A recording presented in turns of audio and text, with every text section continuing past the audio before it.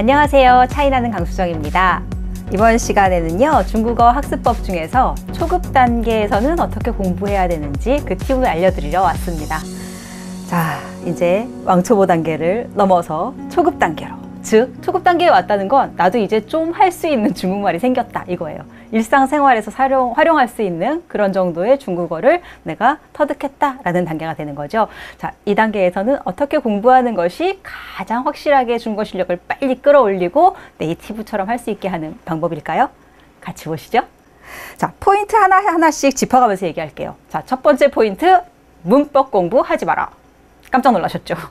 초급이 되면 갑자기 저도 HSK 한 4급 정도 준비하려고 하는데요. 문법책 뭐 봐야 돼요? 문법 공부 어떻게 해야 돼요? 이렇게 물어보는 학생들이 참 많아요. 그러면 제가 그러죠. 하지 마.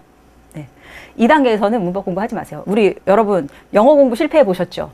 영어 공부 어떻게 했어요? 문법부터 공부했죠. 막 문법 공부하고 딱 말을 하려고 그러니까 문법적으로 어떻게 하지? 하면서 막 머릿속에 작문을 하다가 얘기를 딱 꺼내면 이미 벌써 상황 딱 종료 이렇게 되잖아요. 자, 그거 반복하면 안 되잖아요.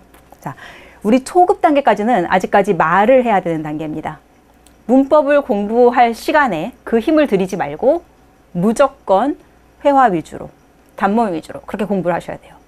자, 문법, 지금 문법 뭐 왈가왈부 할 정도의 그렇게 엄청나게 복잡한 문장 만들지도 몰라요. 그리고 그런 문장이 우리 초급 교재에 나오지도 않습니다. 초급 교재에 가끔 나오는 문법이 있다면 그냥 선생님이 설명해 주시면 듣고 그렇구나, 시험 정도 보고 그냥 넘어가세요. 그걸 가지고 달달달달 외워가지고 그거에 맞춰서 뭔가를 하려고 하지 마세요. 그건 스톱. 문법은 언제 하냐? 중급 들어가가지고 어떻게 하는지, 문법 공부 어떻게 하면 한 방에 쫙 끝내는지 제가 딱 가르쳐 드릴 테니까 지금은 일단 문법 공부하지 마세요. 네. 그래서 문법 공부할 시간은, 자, 지금은 소용이 없다. 그 시간에 문장을 외워라. 그래서 두 번째 포인트, 바로 귀와 입이 고달프도록 공부해라. 자, 제가 손과 눈이 고달프도록 공부하라 라고 얘기하지 않고요. 귀와 입이 고달프게 하라 라고 얘기를 했죠. 즉 뭐예요? 많이 듣고 많이 말해라. 즉 알아들을 수 있고 할 수 있는 말이 많아져야 된다. 자, 쓰는 거 나중에 하세요. 자, 보는 거, 독해 나중에 하세요. 일단 말부터 트이자고요. 뭔가 그래도 기본적으로 내가 살아가는데 필요한 말 정도는 할 수 있어야지 그 다음에 뭐 쓰고 보고 이렇게 하는 거죠. 자, 그러니까 입과 귀가 고달프게, 즉 많이 듣고, 그 다음에 문장을 통째로 외우세요.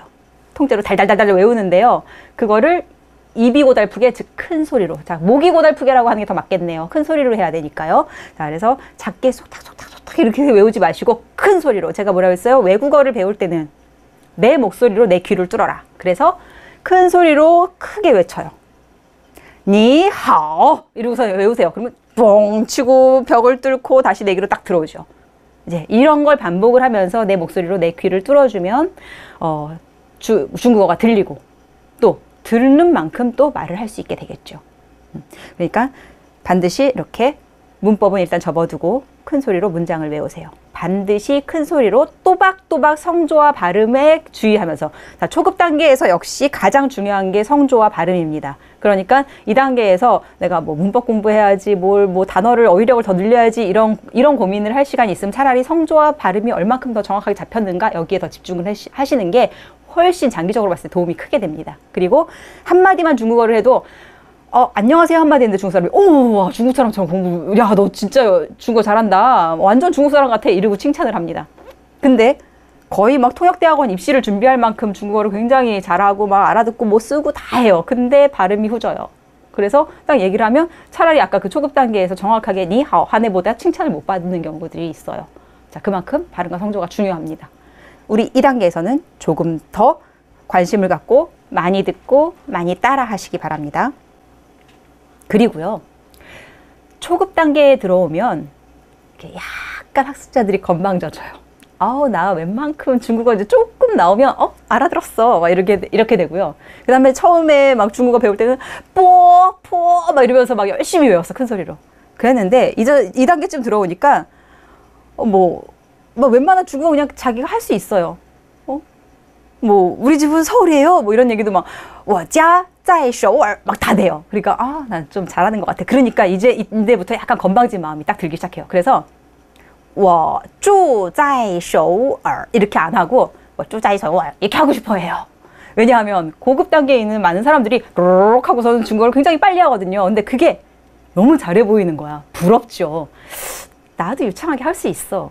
그래서 그냥 어쩌자요 이렇게 해요. 그러면 어떻게 됐어요? 지금 예. 말은 했는데 못 알아듣게 하는 거예요. 즉 발음과 성조 확 무너져요. 아직까지는 초급까지는 발음과 성조를 내가 정말 열심히 연습을 했다 하더라도 언제든지 다시 무너질 수 있는 게 초급 단계예요. 아직 기초가 탄탄하게 시멘트가 안 굳었어. 자, 굳을 때까지 어떻게 해요? 계속 다져줘야 되겠죠? 그러니까 이때는 속도 내지 마세요. 스피드, 우리에게 필요한 거 스피드 아니에요. 천천히 겸손한 마음. 건방져지려고 하면 겸손하게 난 아직 초급이구나. 자, 천천히 하자 이러고 딱 속도를 잡으세요. 그래서 천천히 발음과 성조에 신경을 쓰면서 과장해서 오버 액션을 하면서 큰 소리로, 자, 그렇게 해서 다시 한번 겸손한 마음으로 시작할 단계가 됩니다. 그래서 스피드 금지입니다. 자, 그리고 네 번째, 자, 이거 포인트인데요. 단어 말고 문장을 통째로 외우세요. 많은 사람들이 이제 초급 단계 들어가면은 교재에도 단어가 따로 딱 나와요. 그러니까 단어만 막 외워요. 뭐 보케브러리 뭐 어쩌고도, 우리 영어 해봤잖아요. 뭐 보케브러리 22,000 막 단어만 막 외우죠. 자, 혹시 그 광고 봤어요? 영어가 안 되면 뭐 어쩌고. 예, 그 광고, 제가 그 선생님의 학습 방법을, 사실 저 같은 경우는 20년 전부터 애들을 가르칠 때 그 방법을 써서 중국어를 가르쳤어요. 왜? 단어가 막 이렇게 산발적으로 있으면요, 단어를 아무리 많이 외웠어도 그게 문장으로 접해지지가 않아요. 그럼 그 다음에 문법을 공부를 해가지고 단어를 문법에 껴 맞춰서 이렇게 막 공식처럼 대입해가지고 막 이러고 고생을 하면서 다시 공부를 해요. 그래 놓고도 맨날 장문을 틀리게 해요. 자, 뭐예요? 단어를 하나 외우는 힘과 그 단어가 들어간 문장 하나를 통째로 외우는 힘은 거의 비슷하게밖에 안 들어가요. 예, 단어 하나 외울 정도의 그러한 노력으로 문장이 그냥 통째로 외워져요. 안 믿어요? 해보세요. 그렇게 됩니다. 자, 그러면 그걸 통째로 외워버리면 아예 내가 문법을 공부할 필요도 없고 구문을 다루고 막 해가지고 거기에 대입할 필요도 없고 그냥 탁탁 튀어나오는 거예요. 자, 예전에 아마 영어 공부할 때 그런 경험이 있으실까 모르겠어요. 뭔가 굉장히 어려운 시험 문제가 나왔는데 어떤 애가 그 걔만 맞췄어. 우리 반에서. 우리 반 애들 다 틀리고. 야, 이거 어떻게 풀었어? 그랬더니 얘가 그냥 나머지는 답이 아닌 것 같아서 라고 얘기를 해요. 그러면 옆에 있던 친구들이 쟤는 되게 운이 좋아, 되게 잘 찍어 막 이러면서 얘기를 합니다. 아니에요. 어감이 있어서 그래요. 자, 통으로 문장을 많이 외우다 보면 이 올바른 문장이 아닌 건 뭔가 껄끄럽게 느껴지는 거예요. 외국 사람들이 한국어를 뭔가 틀리게 했어요. 그러면 우리가 알아는 들어요. 문법에 안 맞고 뭐 이상하게 막 이렇게 얘기를 했는데 막 어수 왔다 갔다 하면서 얘기를 했는데 대충 우리는 짜집게서 알아들을 수 있죠. 하지만 듣는 순간 껄끄럽잖아요. 자, 그게 뭐냐면 자기 말에 대한 어감이 생기기 때문에 그런 거거든요. 문장을 통으로 외우면 어감이 자연스럽게 생겨요. 그렇기 때문에 굉장히 네이티브 같은 그런 중국어를 할 수 있게 되는 거죠. 그러니까 단어 따로따로 외우지 마시고요. 그 단어가 들어간 문장을 통째로 외우세요. 네, 그래서 문장을 통째로 외워라. 이것이 네 번째 포인트였습니다. 예, 그리고 다시 한번 또 제가 강조를 했는데 다섯 번째 포인트, 큰 소리로 외워야 된다. 큰 소리로 외워야 듣기와 말하기가 같이 향상된다 라고 해서 다섯 번째 포인트를 잡았습니다. 자, 이건 큰 소리를 강조하고 싶은 건데요. 이 듣기와 말하기가 같이 향상된다, 이게 뭐냐 하면 또 자꾸 영어에 비유해서, 제가 영어를 잘 못하기 때문에 자꾸 영어에 비유를 합니다. 근데 그 비유를 해서 말하자면 그래요. 영어가, 자, 남이 얘기하는 건 들려. 내 들으면서 저게 올바른 영어야, 쟤는 영어 잘해, 이걸 알아들을 수 있어요. 근데 내가 그 말을 하려면 난 잘 못해. 자, 영어 책을 보면 막 논문도 봐. 와, 막 영어 논문 막 그냥 봐요. 근데 나보고 영어로 뭐 글을 쓰래. 그럼 편지도 못 써. 자, 뭔가 이렇게 계속 불균형하게 이루어지죠. 거기다가 자, 일단 보는 거 제일 잘 돼요. 그 다음에 쓰는 것도 그럭저럭 돼요. 듣는 거 조금 더 안 돼요. 근데 말하는 건 제일 안 돼요. 자, 한국 사람의 특징이에요. 대부분이. 중국어도 마찬가지예요. 이렇게 되면 안 되죠. 뭔가 이게 듣고 말하고 쓰고 읽고 이 네 가지가 골고루 같이 이렇게 쭉 발전을 해야 되는데 어느 한쪽만 기형적으로 발전을 한다는 거예요. 삐딱삐딱하게. 이렇게 발전을 하면 뭔가 써먹는데 뭔가 계속 불편한 언어가 돼버리는 거잖아요. 자, 이게 뭐냐 하면 가장 우리의 취약한 부분을 먼저 잡아가야 된다는 거예요. 자, 큰 소리로 한다는 건 아까 뭐라 했어요? 큰 소리로 하면 내 목소리로 내 귀를 뚫는다고 그랬죠. 그렇기 때문에 귀가 뚫리면서 동시에 그 내가 들을 수 있는 말이 동시에 입으로 나와요. 즉, 내가 알아들을 수 있는 모든 말을 내가 할 수 있게 된다. 너무 좋을 것 같지 않으세요? 예, 그게 가능해진다는 거예요. 큰 소리로 연습하면. 그러니까 작게 읽지 마시고 반드시 빈 강의실을 찾아서 혹은 내 방에서 큰 소리로 목소리를 크게 내서, 자, 목을 다치기까지는 하지 마시고 배에 힘을 팍 주고 얘기하면 뱃속에서 우러나오는 소리가 나옵니다. 중국인들 많은 곳에 가봤죠. 중국인들이 많이 가는 식당, 중국인들이 많이 모여있는 곳 어때요? 시끄러워요. 엄청 시끄러워요. 예. 왜? 뱃속에서 우러나오는 소리가 나오거든요. 한국어는 그냥 목에서 이렇게 소리가 나오죠. 뱃속에서 막 이렇게 울려요, 중국 소리는. 그러다 보니까 소리가 우렁찹니다. 자, 우리도 우렁차게 소리를 내야 중국어를 잘하겠죠. 뭐 일례로 그 통역번역대학원에 들어가면요, 여러 8개 언어과가 있어요. 뭐 한영과, 한중과, 한일과, 뭐 해서 뭐 아랍어까지 쫙 다 있는데, 어디든지 어느 교실에 지금 중국어과가 한중과들이 들어가 있는지를 다 알아요. 왜? 목소리가 커서 막 욱작지껄 막 떠들거든요. 예, 소리가 안에서부터 나온다. 그러니까 배에 힘을 주고 연습을 하시면 됩니다. 아, 또 이거.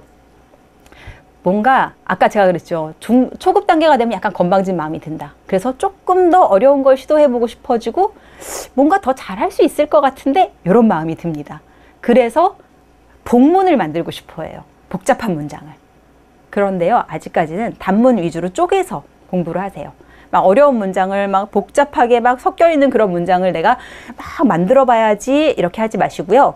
그냥 단문을 위주로 해서 탁탁탁탁 끊어서 말을 하는 그런 연습을 자꾸 하세요. 아직은 단문. 복문은 조금 더 이따가 공부하시면 돼요. 그리고 여기에서 제가 또 굉장히 중요하게 생각하는 게 뭐냐면 장문인데요. 한국 학생들한테 이 초급 단계에서 장문을 시키면 대부분이 자기가 이미 배운 회화문이나 아니면 책에 나왔던 것, 이것을 그대로 활용해서 문장을 만들려고 하지 않고 일단 한국어로 써요. 장문할 걸. 그래서 한국어로 쓴 다음에 그거를 한국어를 놓고 그대로 해서 번역을 하려고 합니다. 근데 아직 그게 안 돼요. 그러다 보니까 계속 오류가 나오는 거예요. 자, 장문 창조하지 마세요. 언어 만들지 마십시오. 자, 언어 있는 것만 활용하시고요. 책에 있는 것만 그대로 외워서 쓰세요. 자, 어떤 부작용이 나오는지를 제가 한번 보여드릴게요. 초급 단계 학습자들한테 제가 자기소개를 해오라고 시켰어요. 그랬더니 저는 문화관광학을 전공하고 있습니다 라고 이제 일단 쓰라고 그러니까 바로 중국어로 안 쓰고 한국어로 쓴 거예요. 여러분들 다 지금 그렇게 하고 계셔요. 예를 들어서 무슨 제가 장문을 해와라, 뭐 나의 취미에 대해서 해와라, 나의 자기소개를 써와라, 뭐 이런 얘기를 하면 중국어로 바로 쓰는 게 아니라 대부분이 한국어로 다 써요. 그 다음에 그걸 장문을 이렇게 번역을 하려고 그런단 말이에요.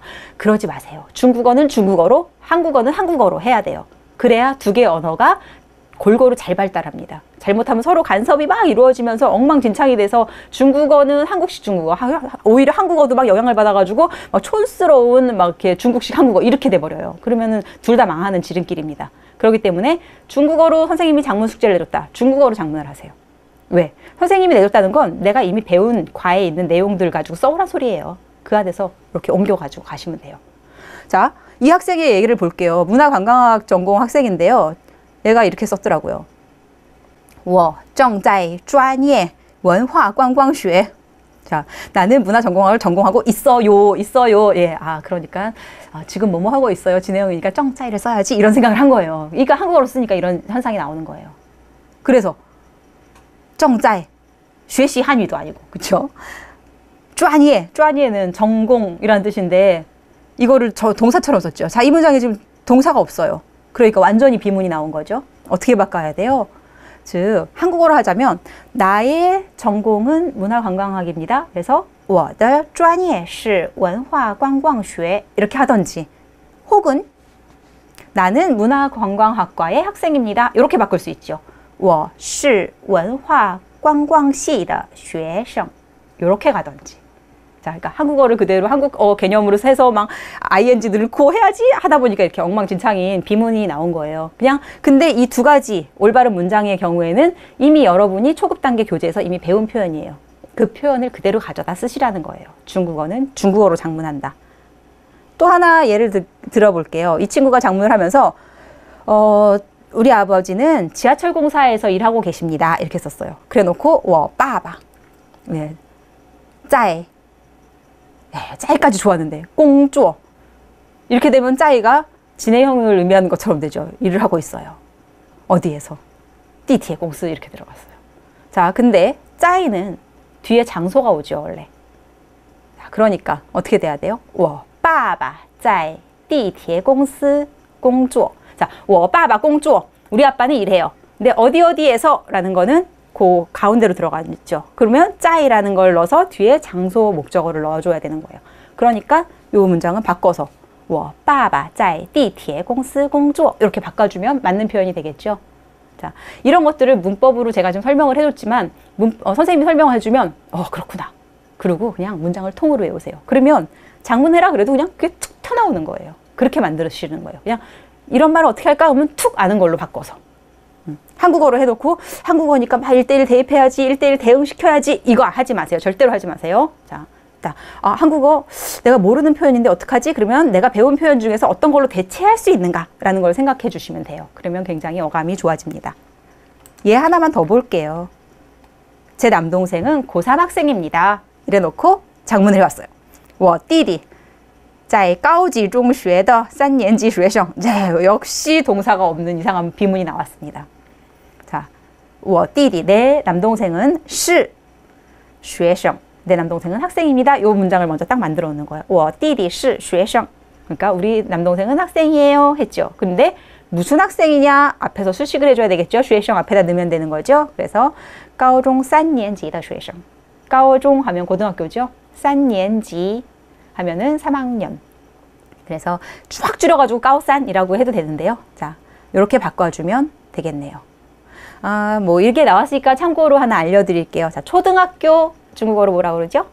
네, 小学. 자, 그런데요, 中学라고 하는 것, 中学라고 딱 나오기 때문에 대부분의 사람들이 이거를 중학교 이렇게 생각을 해요. 근데 아니에요. 중국어에서 中学라고 하면 중고등학교예요. 합쳐서. 그래서 中学는 중고등학교고요. 만약에 중학교와 고등학교를 따로 얘기하고 싶다. 그러면 初中 하면은 중학교, 高中 하면은 고등학교 이렇게 나옵니다. 자, 그리고 대학은 네, 똑같아요. 大学라고 하죠. 또 주의해야 될 게 있는 게요. 高等学校. 자, 고등학교. 한자로 읽으면 고등학교예요. 그러니까 이걸 고등학교라고 한국 사람들이 많이 헷갈려 해요. 근데 高等学校 아니면 高等院校 이렇게 얘기하면 중국에서는 고등교육기관, 즉 대학, 연구소 이런 것들 포함한 고등교육기관을 高等院校, 高等学校라고 표현을 합니다. 그러니까 고등학교로 헷갈리지 않도록 주의해 주시면 되겠어요. 자, 이렇게 해서 초급 단계에서 주의해야 될 학습법 쭉 살펴봤어요. 자, 거꾸로부터 쭉 훑어가면요. 자, 장문할 때 절대 창조하지 마시고 기본적으로 이미 배운 표현 안에서 운용을 해라 라는 것 아주 중요합니다. 그리고 복문을 도전하지 마시고 단문을 여러 개로 표현을 해서 만들어서 자꾸 익숙해지게 입에 익히자. 큰 소리로 내 목소리가 내 귀를 뚫을 수 있도록 큰 소리를 내서 귀와 입을 함께 발달시키자. 그리고 단어를 외우지 말고 그 단어가 들어간 문장을 통째로 외워라. 그리고 속도 내려고 하지 말고 아직은 발음, 성조 정확한 부분에 더 힘을 쓰자. 속도는 조금 더 가서 자연스럽게 올라갑니다. 내가 아주 익숙해지면 자연스럽게 속도가 붙으면서 아무리 빨리 해도 성조와 발음이 흔들리지 않는 그런 단계가 와요. 곧 와요. 안 올 것 같죠? 금방 옵니다. 그러니까 너무 조급한 마음 갖지 마시고 스피드 금지. 그리고 귀와 입을 고달프게 움직여라. 그리고 가장 또 처음으로 쇼킹하게 던졌던 말, 문법 공부 아직 하지 말아라. 문법 공부하는 단계, 중급 단계에서 제가 다시 알려드릴게요. 자, 이렇게 해서 초급 단계에서 중국어 공부 어떻게 해야 되는지 쭉 살펴봤습니다. 더 추가로 알고 싶은 거나 궁금한 게 있으면 댓글 남겨주시면 준비하도록 할게요. 이번 시간이 도움이 되셨으면 구독, 좋아요, 그리고 알림 설정 부탁드립니다.